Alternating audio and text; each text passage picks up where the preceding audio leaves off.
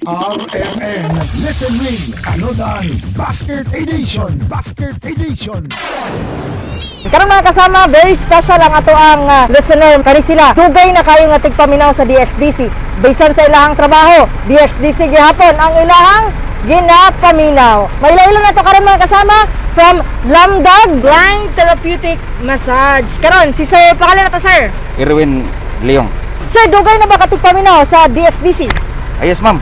Oo. Dugay na. Sukad pas ako pag-eskwela diri sa blind school. Ang anong DXDC man ang ginapaminaw ni Sir Erwin? Kay na diha ang mga kompleto nga mga balita, mapanasyonal o lokal. Oo. Na diha ang drama o mga ubang pang mga programa sa RMN. Oh, di ba? Murag announcer po ng tingog ni Sir Erwin. Mo tigip sab kanato tanan mga kasama. Isip sa king tigpaminaw.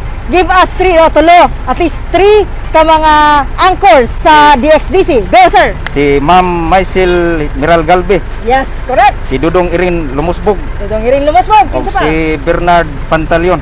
Bernard Pantaleon. Kay nakahatag siya unya. Sakto ang iyang matubag. Madawat siya sa ato ang pangpamahag. Hawiri, sir, ang basket. Ayan. Ang unod sa itong basket karon, natay mantika. Yes, mantika. Natay bulag.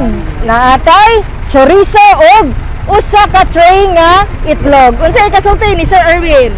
Daghang salamat sa DXDC RMN. Daghan kang salamat sab sir sa inyong kanunay nga pag-uban kanamo pagsuporta sa DXDC all through these years. Ayan, alang sa atong RMN Listen Win Panudan Basket Edition. Kauban si Radyoman Joel Veray, kini si Radyoman Aimee Ginita, tatak RMN. RMN Listen Win Anodan Basket Edition